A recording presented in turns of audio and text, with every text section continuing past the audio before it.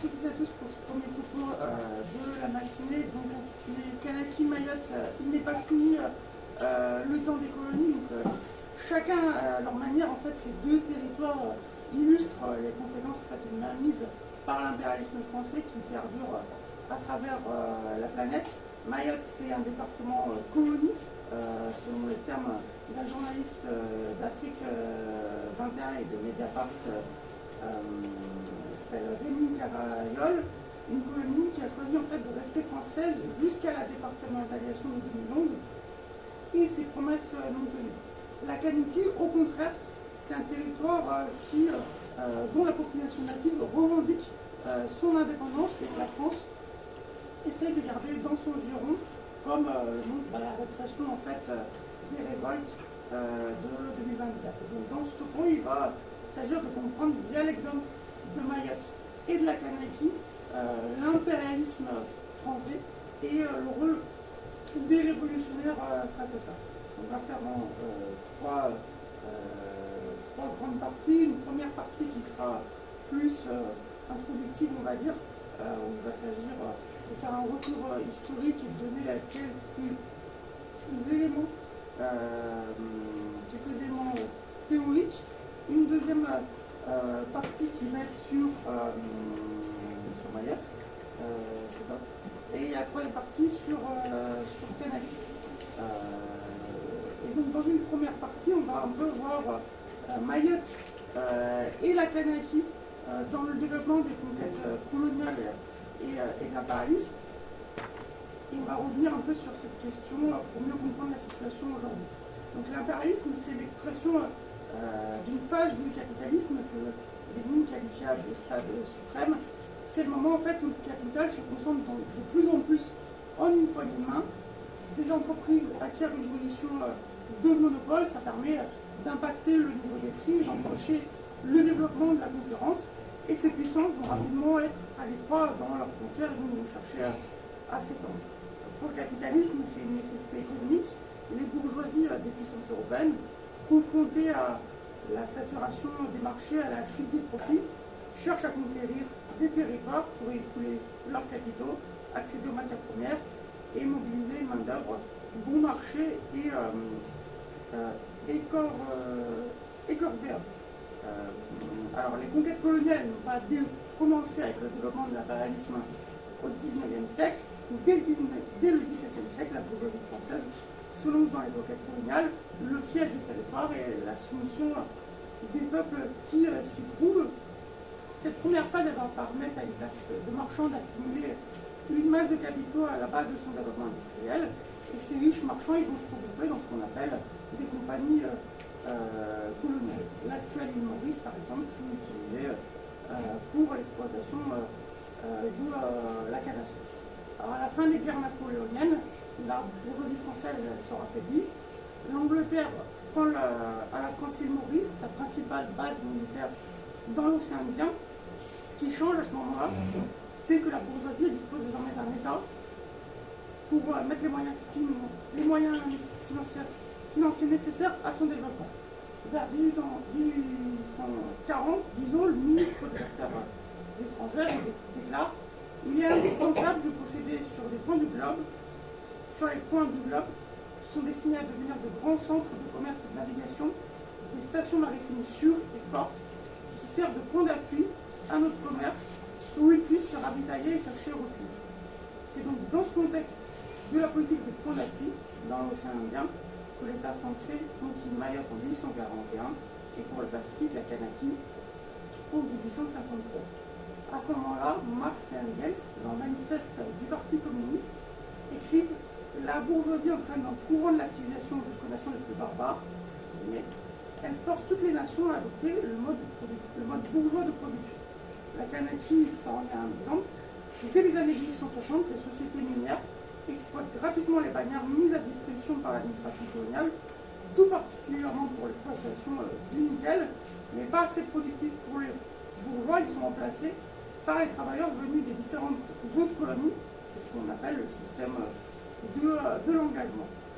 Après l'abolition de l'esclavage à Mayotte, le même système de l'engagement va se mettre en place pour disposer d'une main-d'œuvre avec des travailleurs en provenance des îles du Comores et de Zanzibar en Afrique et jusqu'en Inde. Et c'est à partir de cette colonie Mayotte que l'impérialisme a organisé la conquête de Madagascar, une île de la superficie de la France, également riche en minerais.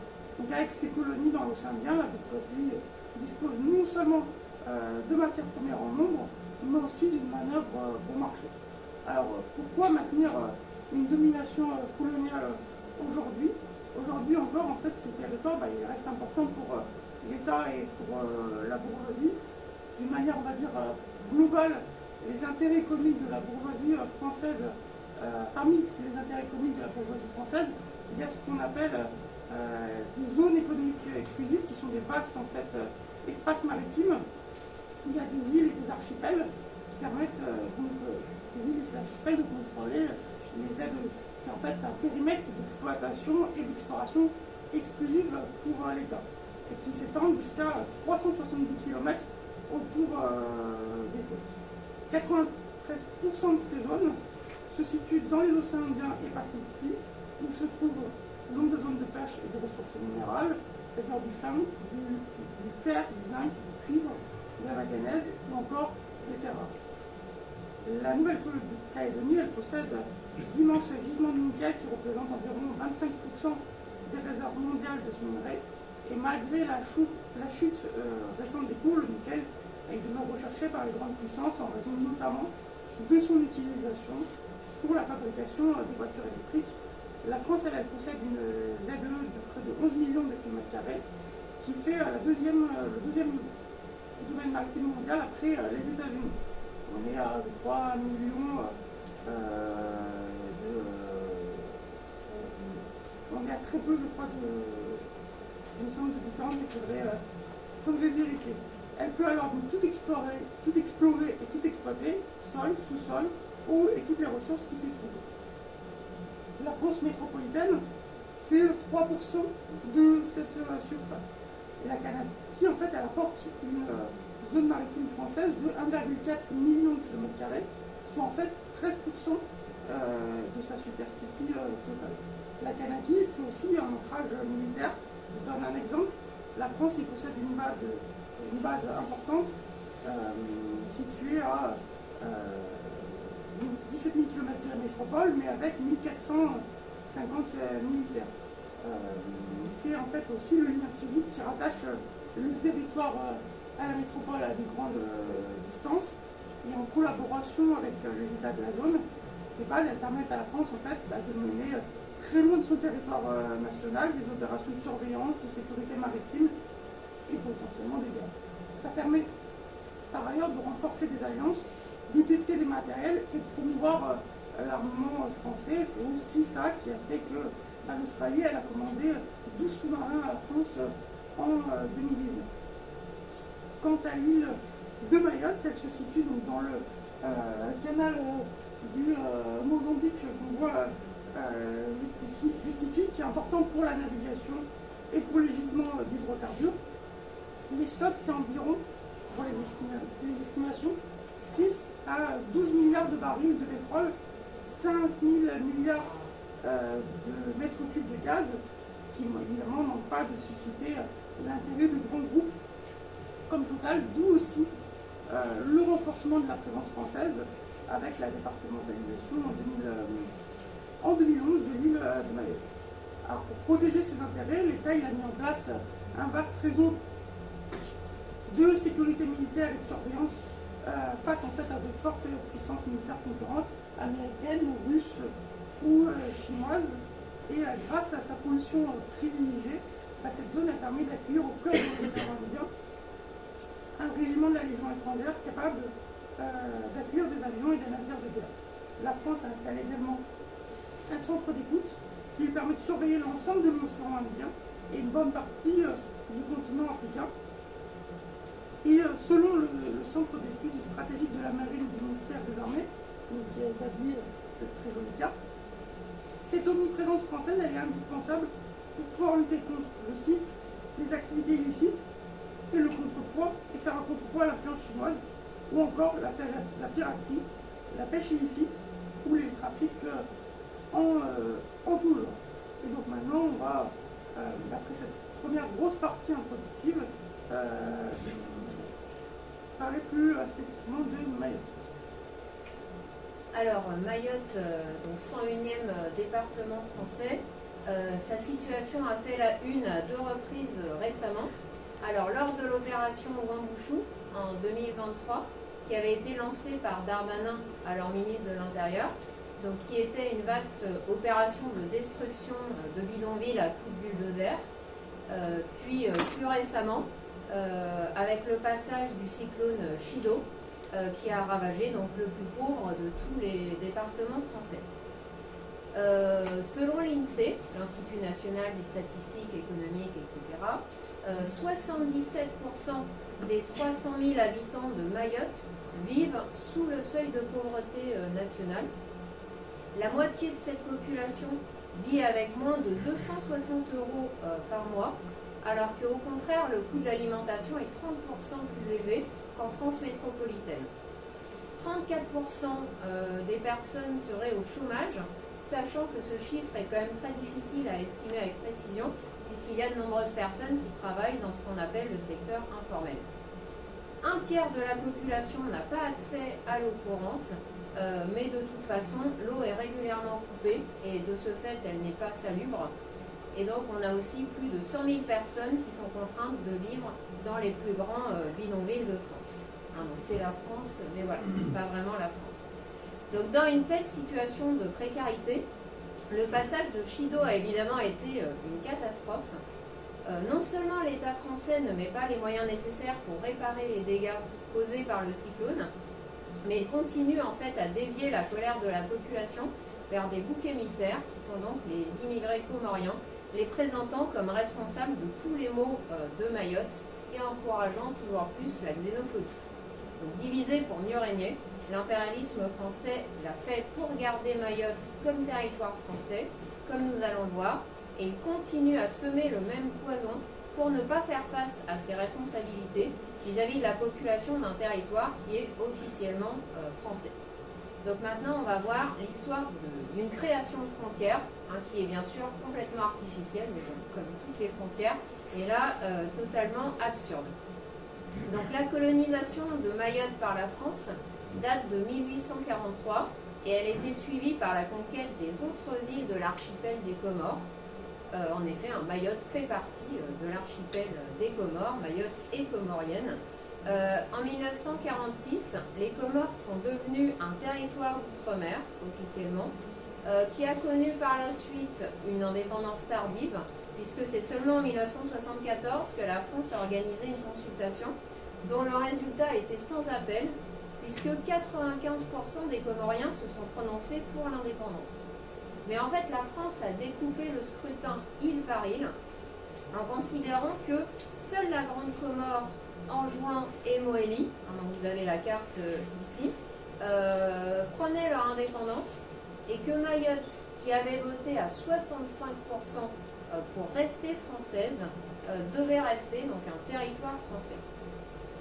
La France a été condamnée de ce fait à l'ONU à plusieurs reprises, car en droit international, on ne peut pas décoloniser un territoire en le découpant. Mais donc bien sûr, elle s'est assise sur ces condamnations, soutenues par les élites mahoraises, qui ont toujours misé sur le séparatisme vis-à-vis des Comores, et font miroiter à la population de l'île les bienfaits de la départementalisation. Alors, ces élites, en réalité, elles ont toujours été en rivalité avec celles de la Grande Comore et d'Anjouan, des rivalités que l'impérialisme français a exacerbées. Ainsi, en 1958, la France a transféré la capitale du territoire des Comores de Dzaoudzi, donc à Mayotte, à Moroni sur la Grande Comore, ce qui a entraîné un déclassement et un marasme économique pour les classes dirigeantes de Mayotte. Et c'est donc dans le cadre d'enjeux de pouvoir politique et économique qu'elles soutiennent la perspective de la départementalisation. De grandes familles de notables, comme celle de Younoussa Bamana, vont créer à ce moment-là le MPM, le Mouvement populaire mahorais, qui domine la vie politique locale et dont le slogan est « Nous voulons rester français pour être libres ». Tout un programme. Donc le MPM a mis sur pied des commandos qui ont procédé à des exactions contre les indépendantistes dans les années qui ont précédé le référendum de 1974, ce qui peut aussi bien sûr expliquer son résultat majoritairement pro-français. Le scrutin s'est déroulé en effet dans une ambiance de grande tension et c'est à Mayotte qu'il y a eu le plus faible taux de participation, autour de 78%, contre 95% pour les autres îles des Comores. Le MPM affirme que les Mahorais n'auraient rien à voir avec les Comoriens, ils ne parleraient pas la même langue, n'auraient pas la même religion, ne partageraient pas la même histoire, ce qui est complètement faux bien sûr, et ce qui est un révisionnisme qui perdure encore aujourd'hui.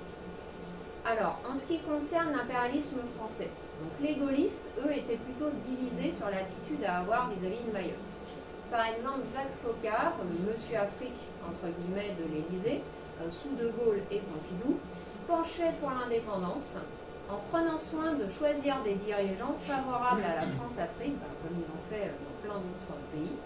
Et donc, il disait « L'intérêt de la France est d'avoir des relations bonnes et détendues avec l'ensemble des Comores, plutôt que des relations privilégiées avec un confetti, entre guillemets. » Ça, c'est mal.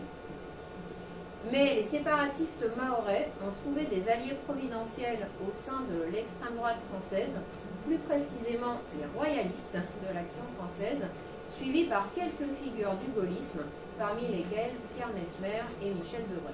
Une minorité qui est composée des élites mahoraises qui soutenaient justement la départementalisation, et aussi avec les expatriés, qui ont accès aux emplois publics et donc à des salaires revalorisés. Parce qu'il faut savoir qu'en Outre-mer, justement, il y a une prime de vie chère, ça s'appelle comme ça, de 40%, la prime des 40%. Et donc, c'est uniquement les fonctionnaires qui vont toucher ça. Et donc, ça creuse les écarts avec une majorité paupérisée. Les services publics, justement, ne sont pas du tout à la hauteur, avec un seul hôpital sur l'île. Donc, oui, un hôpital pour 300 000 personnes, ça fait pas beaucoup. Et un manque d'écoles primaires qui contraint depuis des années les enfants à aller à l'école soit le matin, soit l'après-midi pour assurer la rotation des bâtiments. Et là, suite au cyclone, les enfants n'ont eu accès à l'école que 2 heures par jour. Donc justement, par rapport à toute cette situation dramatique, ce sont les immigrés comoriens dont on a fait, j'ai mis immigrés entre guillemets, parce que j'ai dit Mayotte et comorienne, donc les immigrés comoriens dont on fait les boucs émissaires justement de tous les maux. Donc face à ces frustrations légitimes, la bourgeoisie mahoraise et l'État français n'ont cessé de distiller la xénophobie. Tout serait la faute d'un fameux appel d'air, c'est comme ça qu'il parle, représenté par Mayotte au sein des îles les plus pauvres. C'est l'argument pour refuser d'aligner les minima sociaux sur ce qui est versé en métropole. C'est aussi l'argument pour refuser de mener une politique sociale digne de ce nom dans une île qui n'est riche que par comparaison avec l'un des pays les plus pauvres au monde, c'est-à-dire les Comores, puisque aux Comores, en fait, le PIB est 10 fois plus faible que celui de Mayotte. Et donc, bien sûr, Mayotte n'est française que pour servir les intérêts de la France. Du côté de l'État français, la réponse à cette situation, ça a été uniquement la multiplication des expulsions. Chaque année, plus de 20 000 par an. Et en janvier dernier, Valls, qui est devenu le ministre des Outre-mer, en visite sur l'île dévastée, suite au cyclone, a annoncé qu'il voulait atteindre les 35 000 expulsions en 2025, soit plus d'un habitant de l'île sur 10. Donc tout est bon en fait pour multiplier les expulsions, ne pas respecter les délais de recours, falsifier les documents d'identité, les dates de naissance pour faire d'un mineur un majeur, etc. Et donc au mois de juin, les taxis collectifs étaient systématiquement fouillés, des mères de famille arrêtées sur le chemin de l'école ou en allant faire leurs courses. Voilà une véritable ambiance de rafle pour semer la terreur parmi tous ceux qui sont considérés comme illégaux. Donc de manière générale, Mayotte est un département français, mais les lois n'y sont pas les mêmes qu'en France. Appliquées seulement à Mayotte depuis 2019, un nouveau droit du sol conditionne l'obtention de la nationalité française à l'âge adulte pour un enfant né à Mayotte au fait que ses parents, qu'un de ses parents soit en situation régulière depuis 3 mois avant sa naissance. Mais suite au cyclone, on se demande ce que le cyclone a à voir avec ça, mais bon, l'Assemblée nationale vient d'entériner une nouvelle restriction. Cet enfant ne pourra accéder à la nationalité française à sa majorité uniquement si ses 2 parents y étaient présents légalement 1 an avant sa naissance. Autant dire que c'est une suppression pure et simple du droit du sol, puisque l'immigration légale à Mayotte est totalement impossible depuis des années. Donc bien sûr, ces lois racistes ne font qu'aggraver la situation, puisque des milliers de jeunes nés à Mayotte ne peuvent devenir français. Ça veut dire qu'en fait, à leur majorité, ils ne peuvent pas poursuivre leurs études, ils ne peuvent pas travailler légalement. Ça veut dire aussi que de nombreux mineurs sont livrés à eux-mêmes suite à l'expulsion de leurs parents, et ils n'ont d'autre choix pour survivre que de mendier, puis de rejoindre des bandes. Voilà. Et à Mayotte, finalement, nombre de cambriolages commencent tout simplement par le contenu des frigos. L'insécurité qu'ils affrontent est donc avant tout sociale. Et là, après le cyclone, l'État français refuse de mettre les moyens pour reconstruire, et donc axe, comme on a commencé à le voir, toute la propagande sur la xénophobie. De nombreux habitants vivent encore sous des bâches, les embarcations échouées continuent à polluer les abords de l'archipel, les routes n'ont pas été réparées, ni les écoles, ni le centre hospitalier. La nourriture est bien sûr hors de prix. Et donc toutes ces situations, notamment la vie chère, est due en partie au refus d'importer des marchandises des pays voisins, très bien moins cher, donc Madagascar, la Tanzanie, les autres îles des Comores. Donc ça, c'est ce qu'on appelle l'exclusif colonial. Et cette économie de comptoir, justement, elle a fait la fortune de la bourgeoisie française dans toutes ses colonies, et elle est toujours d'actualité. Alors, pour les grands profits de la CMA-CGM, cette compagnie de navigation, ou alors de prestataires logistiques locaux. C'est aussi pour cacher dans toutes ces prébendes que les élites comoriennes, les personnels politiques et les notables locaux soufflent sur les braises de la xénophobie. Donc le CODIM, le collectif de défense des intérêts de Mayotte, mène des opérations de décasage. Les clandestins, entre guillemets, ou considérés comme tels, sont chassés de leurs habitations, livrés aux forces de police, des enfants empêchés de se rendre en classe par ces milices. Et donc, par exemple, des femmes, on voit là sur la prochaine diapo, se sont relayées jour et nuit pour empêcher les étrangers de faire leur démarche en préfecture. Enfin, ça fait déjà quelques années que ça dure. Les descendants en fait des notables pro-départementalisation dont j'ai déjà parlé dans les années 1970, bon, bah, là c'est les descendants qui ont pris le relais. Par exemple, Amchia Bamana, la fille de Yunusa Bamana, un des fondateurs du MPM, qui vient d'être élue, elle, alors députée RN. Pour moi, les choses sont claires. En juillet 2024. Et donc, la percée du vote pour le Rassemblement national témoigne de cette atmosphère irrespirable. Au premier tour de l'élection présidentielle, en 2012, il y avait eu 2,77% de vote pour le RN. Donc, c'était encore faible. On est passé en 2017, toujours au premier tour, à 27% environ. Et ensuite à 42% en 2022, et même jusqu'à 59% au deuxième tour donc, de l'élection présidentielle en 2022. Mais en fait, les autres partis politiques s'alignent aussi sur cette propagande xénophobe. Par exemple, Estelle Youssoufa, qui est entre guillemets considérée comme centriste, membre du groupe LIOT, vous savez, on nous a beaucoup parlé du groupe LIOT à un moment, Liberté, Indépendant, Outre-mer et Territoire, donc à l'Assemblée, elle n'hésite pas à traiter les jeunes d'origine comorienne de barbares en culotte courte, ou à affirmer que le gouvernement a fait construire, je cite, des fontaines à eau potable gratuites dans les bidonvilles des clandestins, à côté de foyers qui payent leurs factures pour des robinets qui tournent à vide, alors que bien sûr c'est totalement faux. L'eau dans les bidonvilles, elle est vendue pour les gros profits de Vinci au moyen de cartes rechargeables avec des fontaines à eau, voilà. Et il y a aussi Yasmina Aouni, qui était candidate LFI aux dernières législatives et qui est porte-parole des collectifs citoyens anti-immigrés. Donc c'est vraiment un discours généralisé aux partis politiques traditionnels de Mayotte.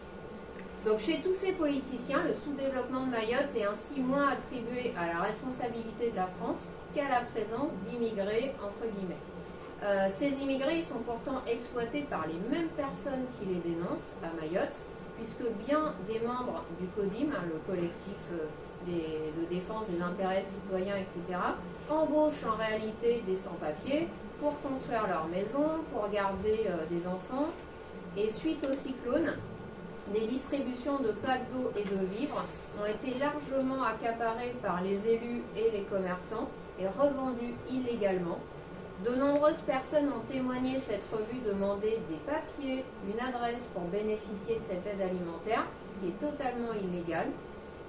Donc la xénophobie connaît ainsi ses petits et ses gros profits et permet au colonialisme français de dévier la colère d'une population qui se mobilise régulièrement, mais pas contre les véritables responsables de la situation d'abandon de l'île. Et pendant ce temps-là, on a Valls, ministre des Outre-mer, qui promet la construction d'une deuxième base navale militaire à Mayotte pour mieux assurer la présence de l'impérialisme français dans cette région stratégique. Donc voilà ce qui préoccupe véritablement l'État français. Alors après nous être penchés sur Mayotte, il est temps de nous pencher sur un autre cas particulier de la colonisation française, la Kanaki ou Nouvelle-Calédonie. La première chose à considérer, c'est que quand les colons français débarquent sur ces îles du bout du monde, ils sont loin d'arriver sur des terres vierges. En effet, ce qu'ils nomment Nouvelle-Calédonie, donc Nouvelle-Écosse, n'est pas peuplé d'Écossais, mais de Kanaks. Les Kanaks sont un peuple mélanésien vivant selon des rapports de production qu'on peut qualifier de communistes primitifs. La propriété privée n'existe pas, la terre appartient dans son ensemble à la tribu, la production est une petite agriculture collective et d'autosuffisance d'igname et de taro. La monnaie est absente et les échanges économiques se déroulent selon ce que les colons ont appelé et que les Kanaks appellent maintenant la coutume, la déclinaison locale du système mélanésien de don contre don, structurant les rapports entre les groupes tribaux.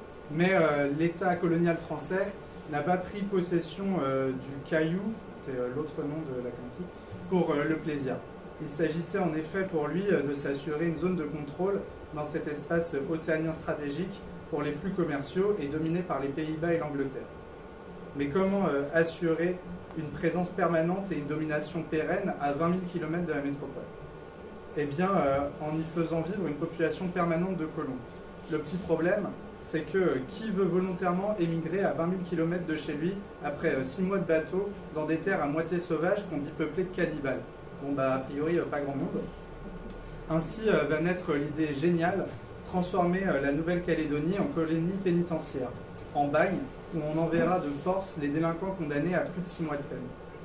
Aléa de l'histoire, parmi les premières victimes de ces déportations figureront les communards, parmi lesquels Louise Michel, mais aussi les insurgés d'Algérie de 1848 qui s'étaient rebellés contre la domination française.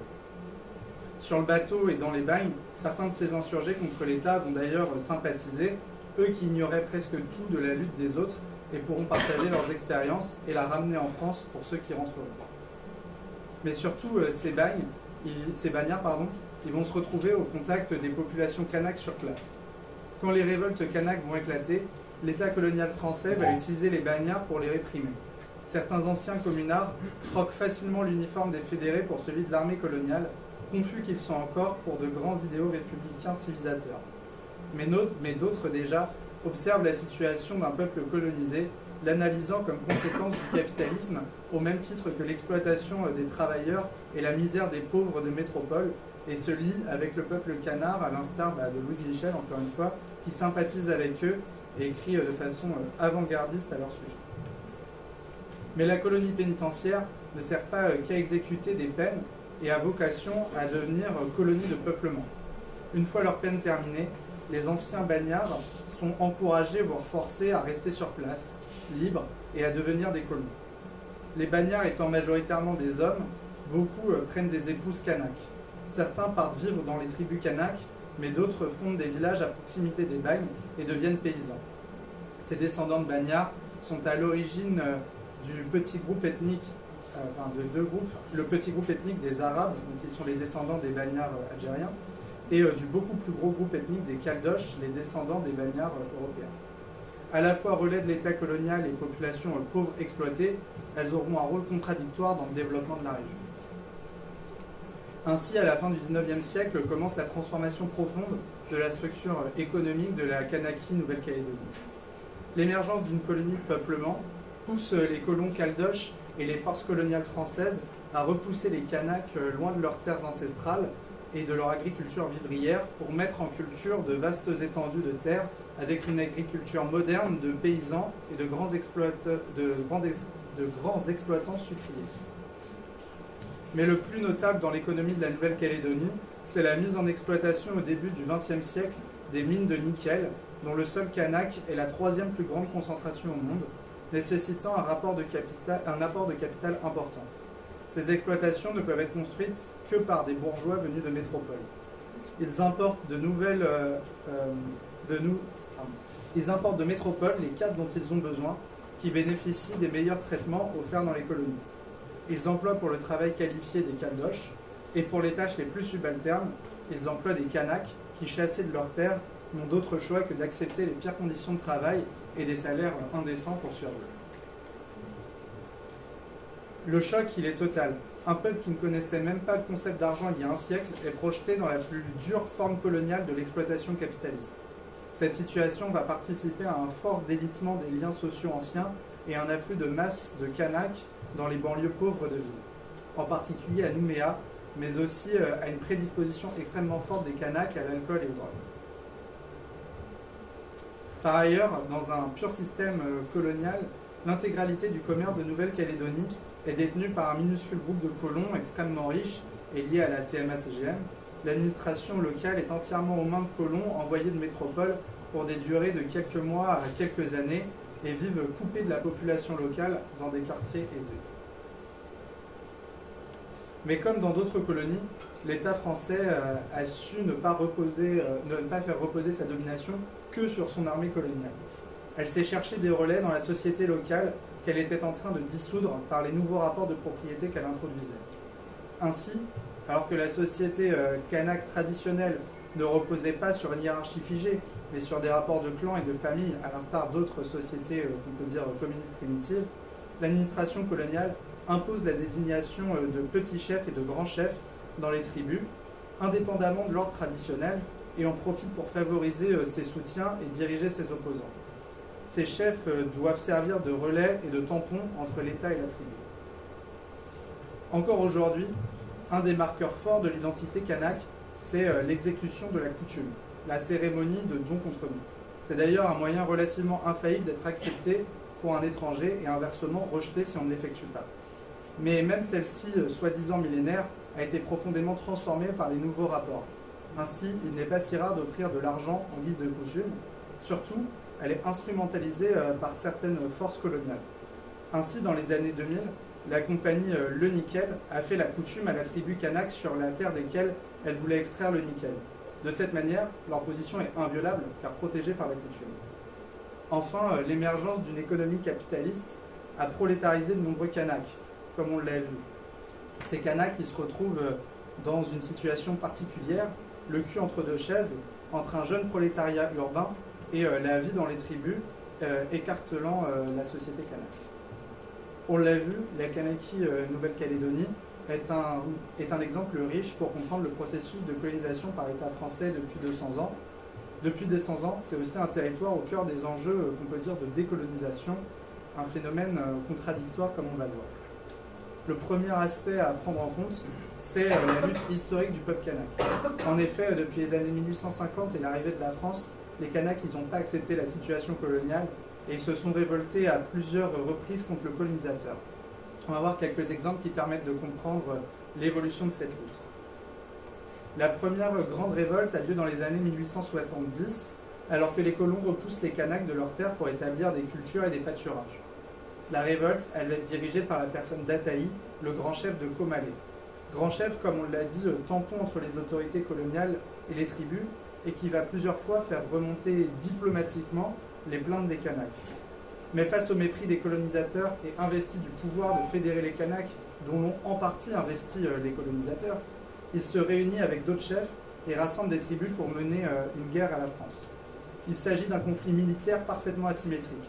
Quelques tribus Kanaks luttent contre une superpuissance mondiale qui est même appuyée par certaines autres tribus Kanaks ennemies de Comalé. La défaite est écrasante pour les insurgés. Ataï est même décapité par un Kanak ennemi. Sa tête envoyée en France ne sera restituée à la Nouvelle-Calédonie qu'en 2014. On est ici dans une phase de lutte qu'on pourrait qualifier de résistance simple contre le colonisateur. Un peuple encore inconscient des forces mondiales du capitalisme et de l'impérialisme se retrouve heurté de plein fouet par une puissance coloniale. Il est victime des pires injustices et tente de résister, mais il ne peut alors être qu'écrasé par la puissance brute militaire de l'adversaire.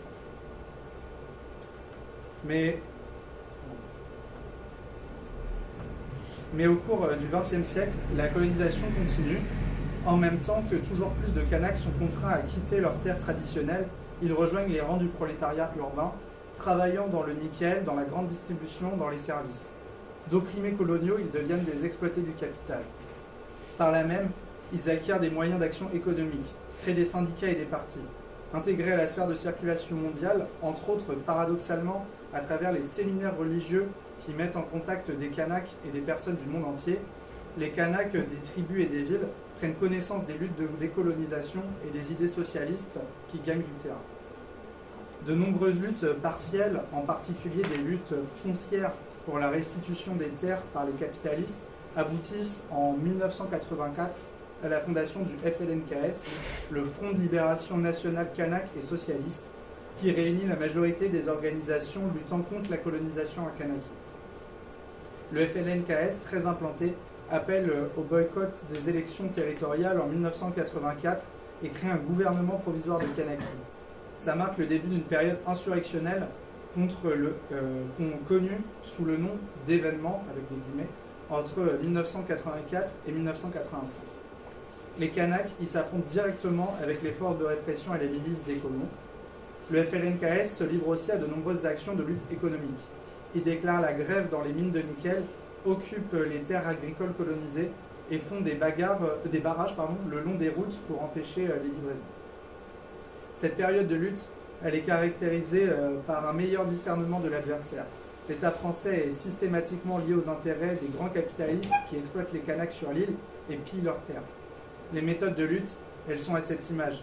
La coordination des Kanaks ne repose plus uniquement sur la subordination à leurs chefs tribaux et aux liens coutumiers entre tribus, mais sur une conscience politique forte, incarnée dans des organisations politiques se revendiquant du socialisme. Cette période insurrectionnelle connaît son dénouement dans le massacre de la grotte d'Ouvéa. Les Kanaks, menés par le militant du FLNKS et ancien séminariste Alphonse Dianou, prennent en otage 27 gendarmes et les retiennent dans la grotte d'Ouvéa. En pleine campagne présidentielle entre Chirac, alors Premier ministre, et Mitterrand, alors président. Et ils exigent, entre autres, l'ouverture de négociations pour l'indépendance de la Kanaki. Finalement, le GIGN et l'armée interviennent, commettant un véritable massacre colonial, torturant et exécutant les blessés, faisant 19 morts chez les Kanaks et 2 chez les militaires. Pendant la prise d'otage, surtout, la direction du FLNKS a brillé par son silence. À l'issue du massacre, l'État français et le FLNKS s'engouffrent dans la brèche pour clore l'insurrection et restaurer la paix par les accords de Matignon qui prévoient principalement 1. L'amnistie pour tous ceux impliqués dans les événements, insurgés Kanaks, milices, forces de répression. 2. Un nouveau découpage territorial instituant 2 régions à dominance Kanak et 1 à dominance extérieure. 3 référendums d'autodétermination pour la Nouvelle-Calédonie. Cette disposition en particulier permet d'enterrer la lutte en promettant une possible indépendance future, mais en la remettant entre les mains d'un vote qui se déroulera sous contrôle colonial et qui plus est quand toute la chaleur de la lutte sera retombée. Ce qui nous amène à la 3e période de lutte que je voulais aborder. En 2021 avait lieu le dernier des 3 référendums pour l'indépendance de la Kanaki, sauf que ce référendum il s'est déroulé en plein Covid, dans des conditions qui ne permettaient pas aux Kanaks de voter dans des bonnes conditions, et encore moins de faire campagne. Le FLNKS il a appelé avec succès au boycott, 44% de participation seulement, pour un non à l'indépendance à 96%. Mais l'État français a retenu ce référendum comme valide, entérinant le maintien de la Nouvelle-Calédonie dans son territoire et créant une nouvelle source de rancœur chez les Kanaks. Cette rancœur a justement éclaté en 2023 quand la France a annoncé une réforme du corps électoral de Nouvelle-Calédonie, élargissant le vote aux élections territoriales à une nouvelle frange de métropolitains et plaçant les Kanaks en minorité sur leur propre terre. Des émeutes ont encore une fois éclaté, avec des barrages sur les routes par les Kanaks et des milices de colons armés qui prétendaient défendre la paix, appuyés par les forces de l'ordre françaises. La répression a fait au moins 14 morts. Les émeutiers Kanaks dénonçaient principalement les injustices économiques et les discriminations dont ils sont l'objet. De façon spontanée, le FLNKS a été présenté comme la direction politique du mouvement, bien que de nombreux jeunes émeutiers n'y soient pas liés directement et s'en revendiquent plus par souvenir que par militantisme actif en son sein. De nombreux émeutiers et sympathisants se sont rassemblés dans le CCAT, la cellule de coordination des actions de terrain qui proposait un cadre pour diriger la lutte. La CCAT n'est pas structurellement liée au FLNKS, mais beaucoup de membres de la CCAT appartiennent aussi au FLNKS. Les événements ont valu à plusieurs dirigeants de la CCAT un emprisonnement politique de plusieurs mois en métropole. S'ils sont aujourd'hui hors de prison, ils sont actuellement toujours interdits de retourner chez eux en Kanaky. On assiste à une véritable méthode coloniale de maintien de l'ordre, toujours en 2025 dans un soi-disant état de droit.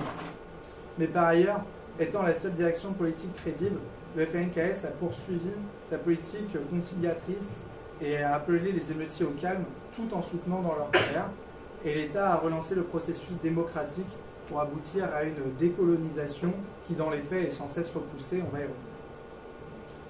On a parlé succinctement de la lutte des Kanaks pour la décolonisation, mais décoloniser, c'est quand même un peu un mot creux qui sert un peu à y mettre n'importe quoi. Justement, à mettre n'importe quoi derrière, l'extrême droite loyaliste en Kanaky, elle s'en prive pas. Ils agitent souvent l'argument comme quoi décoloniser, ça reviendrait à jeter les Blancs à la mer. Ils jouent ainsi sur la peur que peuvent nourrir les métropolitains à l'égard des Kanaks, vus comme des sauvages sanguinaires. Surtout, ils tentent de tisser un tissu artificiel d'intérêt entre des ouvriers océaniens, asiatiques, qui vivent la majorité de leur vie aux côtés des Kanaks dans les quartiers pauvres et dans les usines, les tout petits propriétaires caldoches qui pourraient avoir une peur entre guillemets légitime, mais en réalité non avérée pour leur maison, leur petit terrain, leur atelier, et les grands propriétaires métropolitains possédant les mines de nickel et les supermarchés, qui sont ceux qui ont réellement à craindre une révolte et tentent justement de resserrer les rangs derrière eux. Car en effet, s'il y a un sujet sur lequel les indépendantistes kanaks ne maintiennent aucune ambiguïté, c'est que l'indépendance, ils la veulent aux côtés des autres peuples et travailleurs de Kanaky. Depuis le 19e siècle, la Kanaky est une terre d'immigration pour plusieurs peuples et travailleurs. On l'a vu, descendants de communards et d'Algériens, immigration au XXe siècle de travailleurs indo-chinois et japonais, immigration plus récente de Wallis et Futuna, une autre colonie française de la région, ou du Vanuatu. Immigration continue bien sûr de métropolitains. Ces derniers, justement, sont loin de représenter un groupe homogène. En effet, quoi de réellement commun entre le commissaire de la République ou bien le directeur de la société Le Nickel et le petit prof de collège ou l'infirmière de l'hôpital de Nouméa? Si, comme on l'a dit, l'extrême droite tente de maintenir un lien ethnique entre les colons, les indépendantistes kanaks, justement, tentent de le rompre et de rappeler que les Kanaks partagent plus avec les caldoches pauvres, avec les immigrés océaniens, avec les travailleurs et les tout petits fonctionnaires métropolitains qu'avec les grands capitalistes et les représentants de l'État. Les indépendantistes, ils sont très clairs là-dessus. Les seuls qui auront à s'inquiéter en cas d'indépendance de la Kanaky, ce sont les entreprises capitalistes et les administrateurs coloniaux. Les autres seront les bienvenus dans le nouvel État, au même titre que les Kanaks, ces derniers les reconnaissant eux aussi en général comme des victimes de l'histoire coloniale. Si on a vu les formes qu'ont pris la lutte du peuple kanak et la direction générale qu'il tente de donner à son indépendance, force est de constater qu'aujourd'hui la Kanaky n'est pas indépendante et que plusieurs problématiques restent quant à cette indépendance. Le problème de l'indépendance de la Kanaky est souvent posé de deux manières. Ou bien une lutte militaire entre des forces kanaks de guérilla et l'État français jusqu'à ce que le colon soit défait, ou bien un compromis politique pour signer une indépendance institutionnelle. En vérité, ce dilemme, il est faux. Outre les faibles chances de succès formel de ces directions, il est peu probable que la France concède de bon cœur une indépendance formelle à la Kanaki. Une indépendance dans les conditions actuelles ne signifierait rien d'autre qu'une soumission impérialiste mieux déguisée. Les provinces de Kanaki sont surendettées auprès de la France et aucune métropole impérialiste ne rayerait gentiment sa dette. Par ailleurs, les principales industries sont propriété des capitalistes français. Et si par miracle le nouvel État kanak se débarrassait pleinement du colon français, ou plus probablement si l'État français se désintéressait finalement de la Kanaki faute de rentabilité, alors la Kanaki tomberait immédiatement sous la coupe d'un des gros joueurs qui lorgne dessus, spécifiquement ici la Chine. En effet, ce n'est pas pour rien si l'État français s'y attache autant. En réalité, le problème de l'indépendance ne peut pas se régler sans faire intervenir les masses travailleuses. D'une part, les masses travailleuses de Kanaki, capables d'exproprier les patrons de l'île et de faire tourner la production au profit du peuple de Kanaki. D'autre part, les masses travailleuses de métropole, capables de faire plier les volontés coloniales de l'État français, capables d'empêcher d'acheminer l'armée là-bas, capables de bloquer la production ici pour que la bourgeoisie ait trop à faire, capables d'empêcher l'État français d'imposer des représailles à la Kanaki indépendante, notamment via la dette ou l'embargo. Plus largement, une action de des masses travailleuses de la région et du monde pour empêcher les autres impérialistes de lorgner sur la Kanaki et permettre aux Kanaks de se procurer les ressources dont ils ont besoin et finalement une révolution mondiale pour libérer définitivement la Kanaki de la menace du joug colonial. Et justement, il y a seulement quelques semaines, on a pu voir un exemple d'une politique qui n'est absolument pas celle-là. On va juste se pencher 2 minutes sur les accords de Bougival qui réjouissent certains et scandalisent d'autres. Ces accords de 2025 prévoient la reconnaissance d'un État de Kanaki Nouvelle-Calédonie. Une indépendance formidable. Cet État pourrait être reconnu par d'autres et participer à la diplomatie et au commerce international, un vrai bonheur. Juste que c'est un État bien particulier puisque les fonctions régaliennes appartiendront toujours à la France. C'est-à-dire que la France contrôlera toujours l'armée, la justice, la monnaie, bref, ce qui définit un État justement. En fait, on dirait un recyclage de la bonne vieille formule du protectorat. En contrepartie, les Kanaks insurgés devront se désarmer, bien sûr. Les votes auront lieu régulièrement pour transférer une nouvelle fonction à cet État, mais bien sûr à froid. L'objectif semble être le suivant. Puisque l'État français ne parvient pas à maintenir une colonie brutale, elle tente une stratégie de compromis en gardant les pouvoirs stratégiques et en remettant la gestion courante à des élites locales qui ont pu se former depuis quelques décennies via le Sénat coutumier, les fonctionnaires kanaks ou encore une certaine bureaucratie du FLNKS. Dans tous les cas, le pire doit être évité. Cette indépendance, il y a à la fin, elle doit se faire dans les mains d'une classe capitaliste et pas dans celle des collectivisateurs. Et pour ça, mieux vaut préparer le terrain. Cela dit, alors que certains leaders kanaks semblaient prêts à signer cet accord, le FLNKS l'a finalement rejeté lors de son 45e congrès extraordinaire.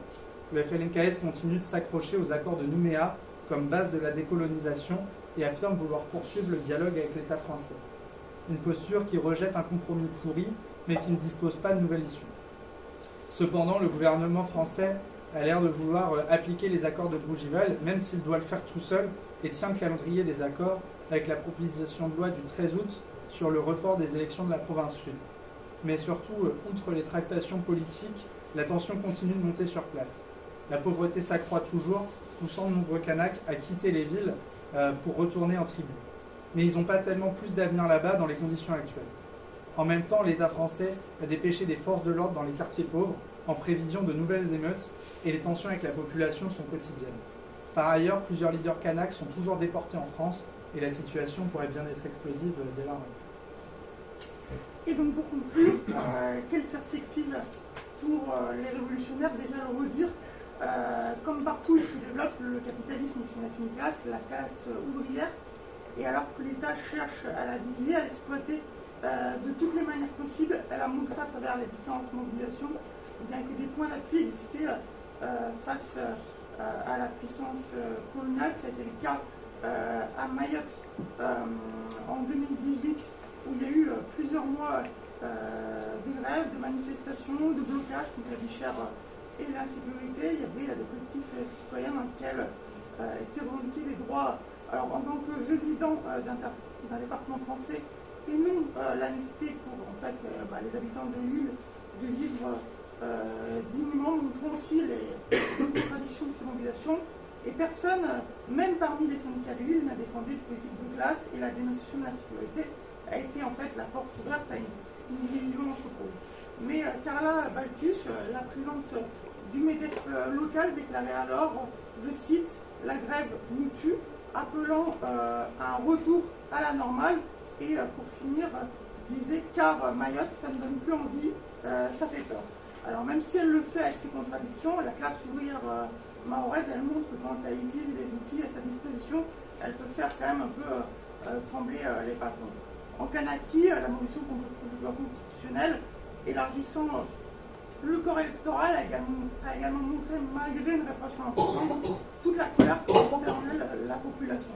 La première chose à faire, c'est évidemment de dénoncer la politique impérialiste de l'État français, de soutenir ces travailleurs, de soutenir cette jeunesse qui se battent en Kanaki pour le droit à l'autodétermination. L'État français, il faut le redire, n'a rien à faire à 17 000 km de l'Hexagone, mais c'est aussi se ranger, c'est aussi refuser de se ranger derrière les organisations bourgeoises, petites bourgeoises, qui laissent penser aux Kanaks qu'ils seraient en fait totalement, pleinement libres et indépendants uniquement s'ils géraient eux-mêmes leurs propres affaires et notamment l'exploitation du nickel. Je prends un exemple rapide. Il y avait un marché qui avait passé, le FLNKS, avec l'impérialisme et la droite caldoche en 1998. Pour continuer à négocier, il fallait qu'ils obtiennent la gestion d'une usine. Ça a été l'exemple de la Konyambo Nickel SAS, dirigée par des indépendantistes, mais aussi pour moitié qui était propriété d'un trust minier suisse qui s'appelait Glencore. L'usine a été inaugurée en 2014. Elle devait symboliser la possibilité pour les Kanaks de faire tourner l'économie à leur profit, sauf que 10 ans plus tard, estimant qu'elle n'était pas assez rentable, Glencore a décidé de la fermer, condamnant au chômage les 1200 travailleurs de l'usine et supprimant des centaines d'emplois dans la sous-traitance. Chercher à s'insérer dans le marché capitaliste mondial, c'est remettre le pouvoir entre les mains d'autres capitalistes. C'est une impasse contre l'exploitation, dans le combat contre l'exploitation et les oppressions, c'est une impasse. Et si le combat que mènent les Kanaks représente un espoir pour les opprimés, il montre également la nécessité que ce soit un combat pour la classe ouvrière et par la classe ouvrière. Et donc il faudra offrir de véritables perspectives d'émancipation qui ne soient pas uniquement nationales mais aussi surtout sociales à l'ensemble des travailleurs et des travailleuses, de métropoles et des colonies, dans les pays opprimés ou dans les pays impérialistes. Ce sont les mêmes patrons et en réalité une seule classe ouvrière qui nous exploite. Et donc c'est bien la classe ouvrière qui, par son nombre, sa place dans les rapports de production, a non seulement l'intérêt mais aussi à la capacité de renverser ce système. Comme disait Marx, le capitalisme porte en lui les germes de sa propre destruction. Partie, là, je me suis rappelé de cette citation vraiment pendant les interventions, dont la position anti-impérialiste est radicalement différente de celle des autres partis de la gauche institutionnelle. Je résume très rapidement, en 2014, la guerre en Centrafrique, le parti de gauche, donc l'ancêtre de la France insoumise, publiait un communiqué. La question c'était, le gouvernement a-t-il tort d'intervenir en Centrafrique? Et le parti de gauche déclarait, tant que le nucléaire restera la première source de production d'électricité dans notre pays, la France devra contrôler les gouvernements qui détiennent la clé des cités, la clé des mines africaines. C'est pour la petite parenthèse sur la gauche institutionnelle. Alors des explosions révolutionnaires, il en existe un grand nombre, printemps arabe, Tchad, Sénégal, Sri Lanka, etc. Pourtant, aucune de ces tentatives n'a amené à une révolution socialiste et à la prise du pouvoir par la classe ouvrière. Et si une chose était commune à ces soubresauts révolutionnaires, c'est l'absence ou la faiblesse du facteur subjectif, c'est-à-dire du faible degré d'influence et de force de sa direction révolutionnaire. Une direction qui peut être qu'un parti communiste pour la révolution, et c'est pour renforcer ce facteur subjectif que la construction d'un parti communiste révolutionnaire est nécessaire. C'est pour cela que nous construisons le NPA révolutionnaire, que nous cherchons à convaincre de nos idées, à recruter des militants et à faire progresser au quotidien le niveau de conscience de notre classe. La classe ouvrière, seule capable de renverser le capitalisme, de bâtir une société libérée de l'exploitation et des oppressions. C'est pour cela que nous invitons évidemment toutes celles et ceux qui n'ont pas encore fait à rejoindre le NPAR dès la rentrée, à se remettre en marche contre notre propre gouvernement car contre l'impérialisme, une seule solution, la révolution.